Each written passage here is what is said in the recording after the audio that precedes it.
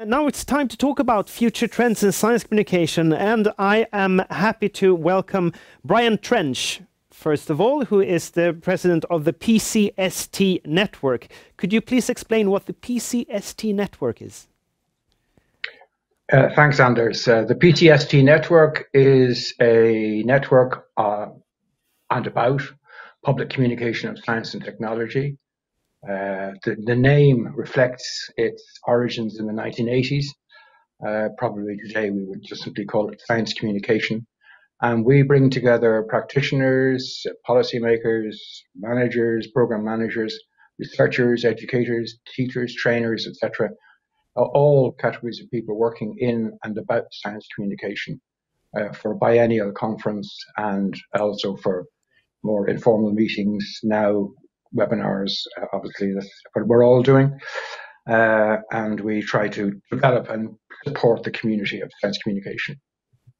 So it's a global network, but where are you connecting from today? Well, today in this room, I am in the southeast of Ireland, rural part of Ireland called County Wexford. And indeed, the network is thoroughly globalized at this stage. It started with a meeting in France, then a meeting in Spain, and then went on to meet in Canada and Australia and Korea and India. And the meeting that we should have had in 2020 would have been in Scotland, the first time in the United Kingdom. And in fact, that meeting has been, or that conference has been postponed till May of this year as a virtual and global conference. Thanks, Brian. And let's continue with Annette. Hi, Annette. Hi, nice to meet you. Hi. Annette Klinkert, you are the Director of EUSEA. And where are you connecting from today? Well, I am now based in Germany, where my office is, but EUSEA is formally based in Austria, where it was founded 20 years ago. And could you tell us a bit about what EUSEA is, the organization? Yes, sure. EUSEA is the European Science Engagement Association, and we are a network of professionals working in the fields of public engagement and science communication. Our members are based in around 30 countries across Europe and beyond. And similar to PCST, we call ourselves a network, a family even of practitioners. And what we try to do is to qualify our members via conferences, workshops. We have formats such as hot pots and bistros where we get together regularly. We do have a science engagement platform for others to look at formats. And yeah, so we are just this international platform for people working in the field. Thank you. And we also say welcome to James Pament. Hi, James. Whoa, can we hear you? Are you unmuted? I always do that. Someone has to do it, right? Otherwise it isn't a proper online meeting. It's the reality we've all lived through this past year. So, James, you are a researcher at Lund University. Could you tell us a bit more about your background? Yeah, so I'm an associate professor at Lund University. I work with strategic communication. For the last few years, I've been providing a lot of support to governments on countering disinformation. For example, I helped write the Swedish guidance for MSB. I wrote the UK's guidance, and I've been working on EU disinformation policy for the last year and a half or so. And as part of that, I've been very closely tracking coronavirus disinformation. Thank you. And you are in Lund right now, or? I'm in my bedroom in Lund, yes. Right. Welcome. So, and I would also say that originally we also had Catherine French from Excite to be with us in the panel, but unfortunately she has been struck with a virus that has been sort of central of the last year, but she's doing fairly well, but we hope to meet her in another context soon. So I would like you to reflect on the question, well, given your experiences during the last year's pandemic, and what did you learn, and what do you see as the major trends in science communication going forward? So I would like to invite Brian first to reflect on this question.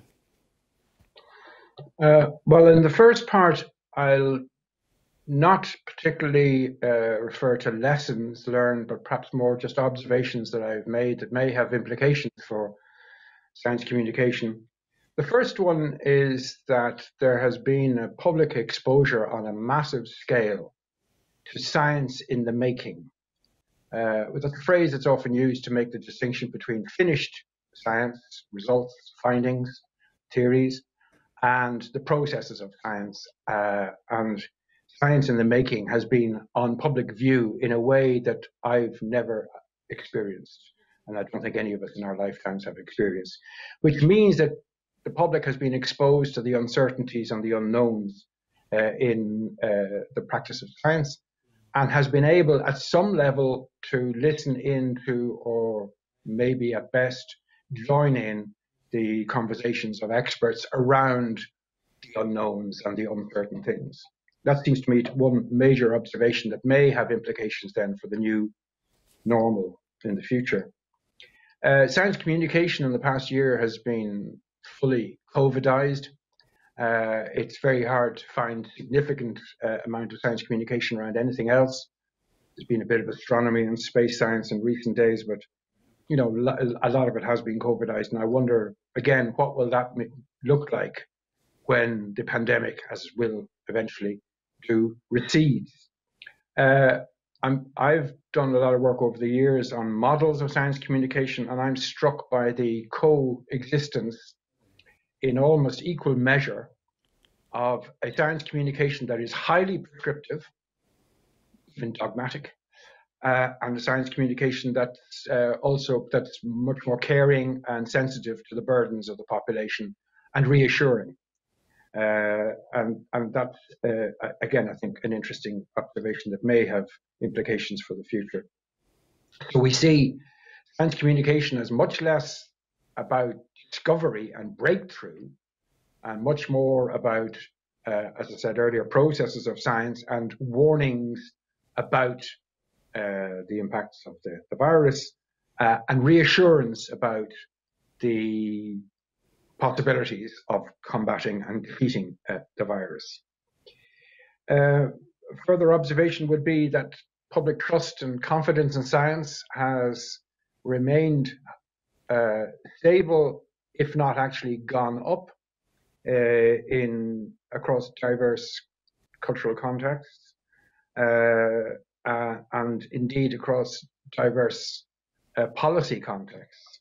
And that's perhaps not surprising to those of us who've been watching these trends over many years, but still, and it has maybe something to do with what James will talk about in a moment, but it's still perhaps somewhat notable, if not surprising, that even now, with the disagreements, the open expression of disagreements about the shape and form policy should take, that public trust and confidence remains in science and in medicine remains at high levels. Maybe that's enough just for the moment about what's been going on over the last year. A couple of other observations that I might make, but let me try and extrapolate from that for the future. I think we now see much more clearly than we ever saw before that science is not a single thing. It's not a single set of answers to a single set of problems. It's much more complicated, complex, interdisciplinary, wicked than that, and there are no single correct answers, no magic bullets. That has implications for the way in which science communication works, and should have and will have a future in the future. Scientists have been moving more and more across the borders from expounding science and explaining science to intervening in policy. And those boundaries are very blurred. And that creates a need for science communication to provide more interpretation, curation, and analysis of what's being produced by the scientific communities, and not just acting as transmitters or indeed promoters. Science communication is everywhere. It was already the case, but it's now visibly and tangibly the case. There are conversations about science going on in all sorts of places. And this ties in with a conception that I've been developing with my colleague Masmiana Buki about thinking of science communication as the social conversation around science. And the implications for professionals and practitioners in the field is that they should think of themselves as facilitators of conversation, joining a pre-existing conversation rather than being the sole origin or sources of a conversation. I've been looking at trends over many years in science communication, and in the 2000s we were looking at engagement and dialogue as a trend, professionalization. In the 2010s, internationalization and diversification of formats and platforms. In the 2020s, I think we'll be looking at further diversification in the direction of art science as a form of science communication, more visibly and more immediately available than before. But also, I think we'll be looking at a trend of mainstreaming, where science enters the everyday in a way that hasn't been observed before, and, as I say, enters the conversation that people are having in bars and pubs and cafes and so on when they're having their fika. That'll do for the moment. Thank you. Thank you, Brian. I was asked, there was a sound problem in the beginning, so could you just do the very, very short version of what the PCST network is?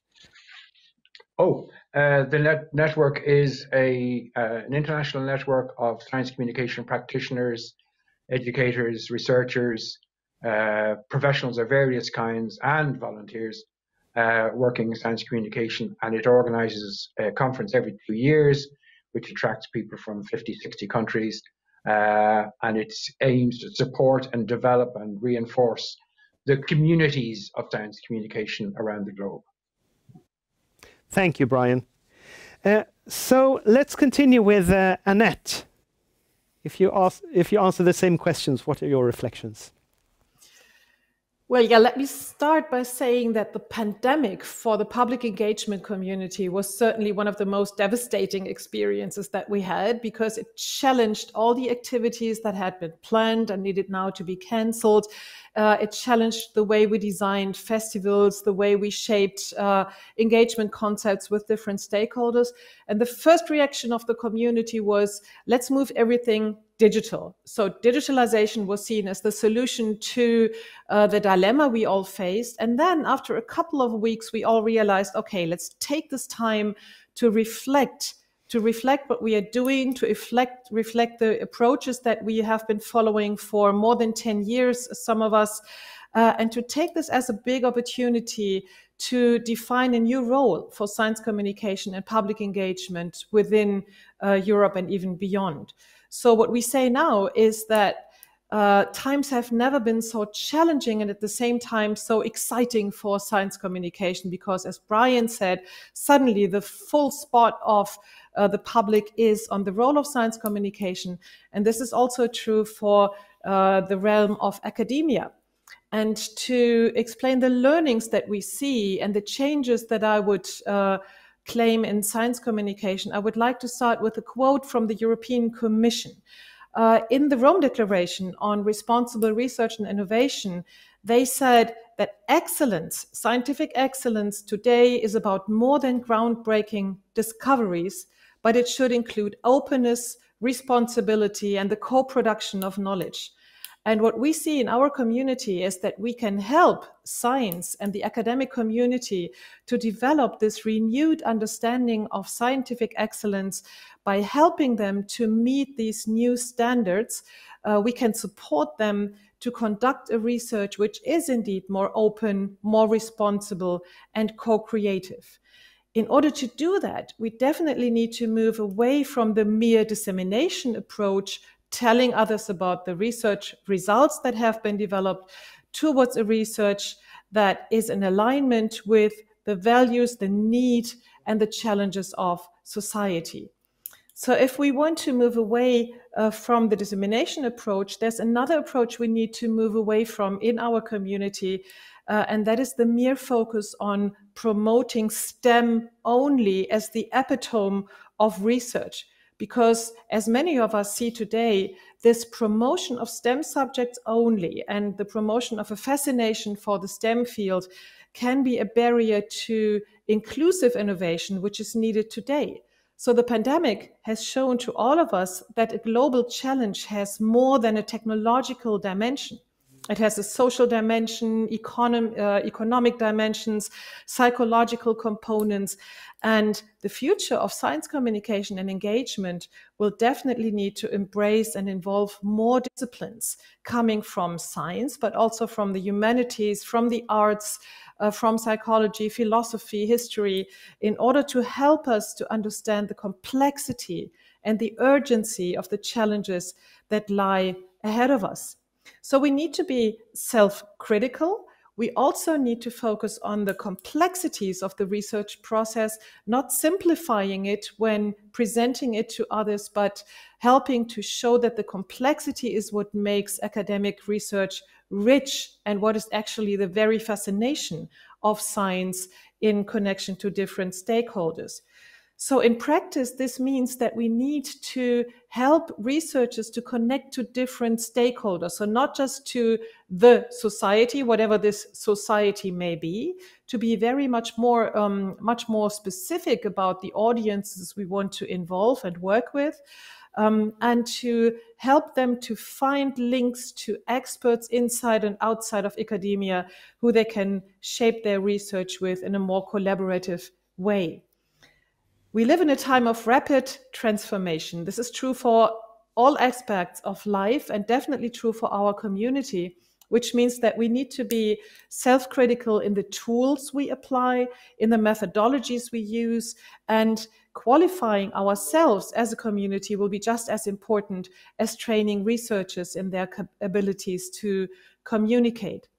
Now, in this new approach, what I would see as a big opportunity that we could take up in public engagement is the role of our direct urban environments. And that links to what Paul has said in the previous session, that an alignment with our local urban and regional context will allow us to have living labs around us in which we can experiment, co-create, and include engagement with stakeholders, not just within the field of citizens, there can be experts as well, but definitely also in the fields of urban planning, in the fields of people working with retirement people, working in diverse neighborhoods. So these actual environments of academic institutions should be more playgrounds for the way we work together, and we should form partnerships with the academic community to really see us as partners in reshaping academic excellence for the 21st century. So there's no longer a field of science communication and a field of science, but these two worlds should merge more so that scientists can benefit from our qualifications and we can get more serious in our community in what we do in helping to address the challenges that lie ahead of us. What we need for this also is to show that science, as has been mentioned earlier, is not the only carrier of truth, and it's not a preacher of knowledge showing people that we have the evidence and now you act accordingly, but science is an element of an innovation ecosystem. In order to see yourself as an element of an ecosystem, you need to be modest, you need to learn to listen, to reflect, and to facilitate dialogues. And this is the role that science communication can support and can help scientists to learn and to carry out these new roles in a new world where science is more closely related to society. So these are the learnings I would like to share, but I'm happy to answer the questions too. Thank you very much, Annette. And let's go to James. Thank you. The thing I would probably pick out as the most important trend is what I would call communicating uncertainty. I think Brian very eloquently called it communicating science in the making. But the science in the making appears to the public as uncertainty and risk.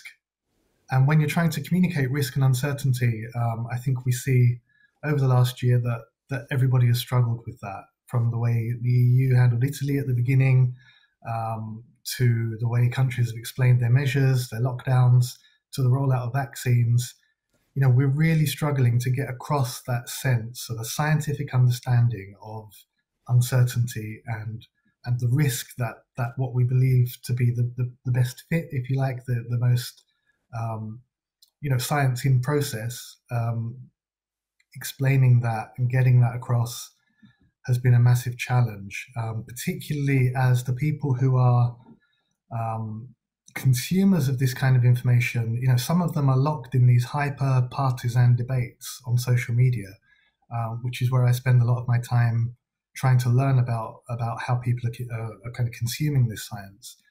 And you see people in these hyper-partisan debates, there's an argumentative tone, often quite aggressive, often involving trolling, sometimes even feeding into harassment off of the platforms that turns into real-world harassment. And there's very rarely any interesting consensus or mutual understanding. Actually, it's people who are full-time Twitterers, tweeps, whatever you want to call them. They sit on social media all day. Their status is derived from their level of engagement and their commitment to being Twitterers rather than their expertise. And there are accounts that are pumping out 100, anything up to 250 tweets a day, every day, full time, 7 days a week. And it's a flood of half-digested nonsense. They grab at any evidence that pops into their feed, trying to score points against their adversaries. And they can be wrong all the time. Whatever it is that comes into their feed, they repeat it. It's right or wrong. It's quite random. And they can do that. But if you're a respectable institution or representing an organization, if you say the wrong thing once, it lives forever and you'll never get past that claim. So even if you're a full-time communicator trying to compete with these hyper-partisan debaters, you just can't win. There is really nothing you can do.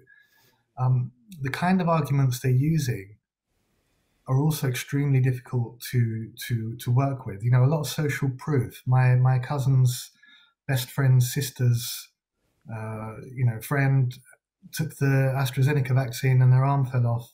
Therefore, and you can't really, it's really difficult to argue against that with facts. Of course, you can try, but then they'll use straw man arguments. They'll claim that people are saying things that they just aren't saying. They'll use whataboutism. So what about this? What about that? They'll say there's no evidence, even though there's lots of evidence.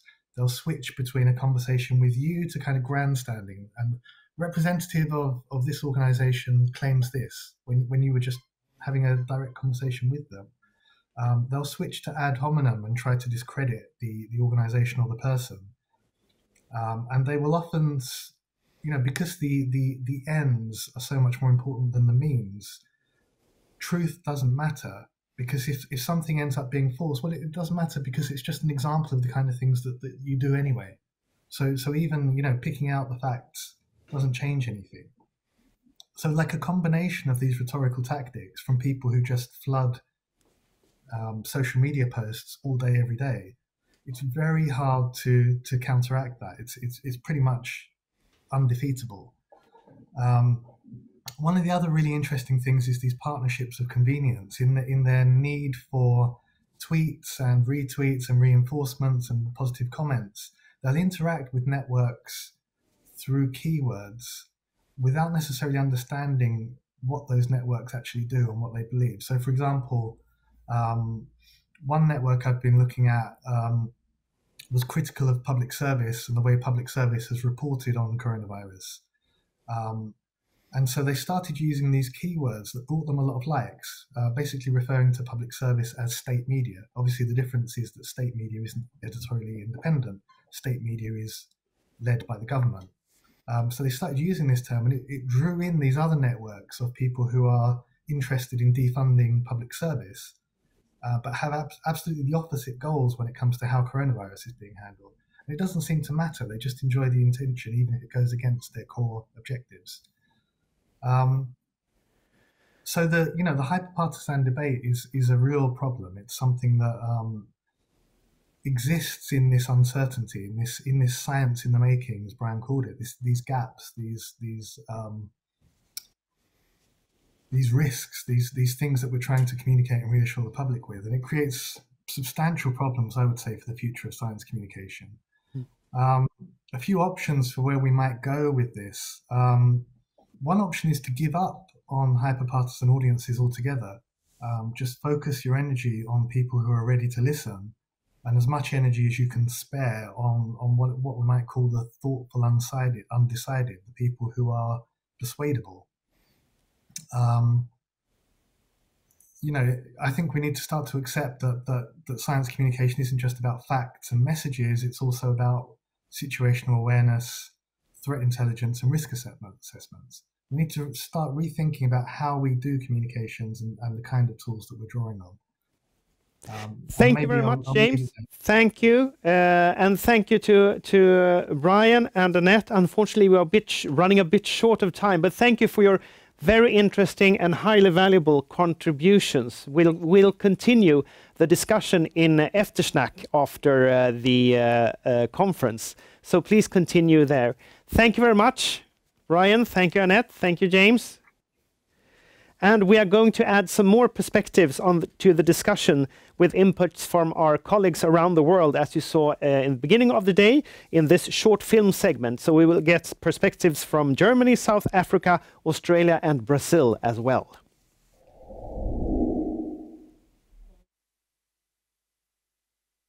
I have long thought that we always present science as being absolute when it never is. And we need to present and make people, not make, but help them understand better that science is about disagreements and that it's fine for scientists to disagree. But within the context of a pandemic, we need to be able to explain to them what the extent that our knowledge is. I mean, how sure are we of the knowledge that we're presenting and what are our uncertainties? And we need to let people know that it's fine to be uncertain, but that we're giving the best available science in our communication.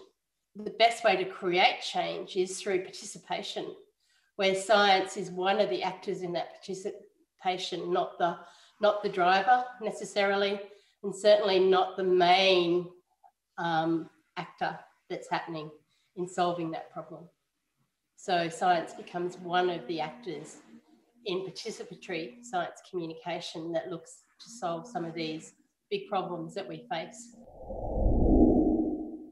But I think as far as the public is concerned, a trend that has happened and that I hope will continue and that we can build on, one positive thing that has come out of this pandemic is that we really see why and how we need specialist science journalists.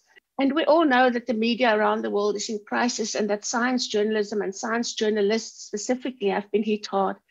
And therefore, I hope that if the current business models of journalism does not allow for us to sustain these specialist health journalists, that we will see more of what is called here, and I'm sure there are models around the world, donor-funded science journalism. Even before the pandemics, I think that at least in terms of discourse, there was a very important trend of trying to not use only the deficit model and trying to engage more science and society. The whole discussion that we see in Europe, it was already very strong in Brazil and in Latin America in general. Sometimes more in terms of discourse than in practical terms. For example, sometimes people, but it's not a problem only in Brazil. I think that this is an issue in the whole world, that we talk a lot about how we could do science communication, but in practical terms, sometimes we are delivering a lot of scientific content. Since we're all aware that communication increasingly takes place in digitized environments with these filter bubbles and echo chambers, we need to look more deeply into what we call motivated reasoning in psychology, people's demand to be deceived, basically to look for information that confirms their existing beliefs. There are answers in social research, for example, inoculation theory, which is trying to pre-bunk the information instead of debunking myths and disinformation. So you try to prepare people to sift through that, to that pile of knowledge there. I think there are approaches in psychology and in social research at large which have already been and will increasingly be applied in practice. And a second major trend in general would probably be that more social research is being and will be applied in science communication practice, and vice versa. Researchers, scholars in our field learn to listen better to the research needs expressed in practice, what we have called science communication praxis in our pre-conference workshop here to the Science Communication Forum.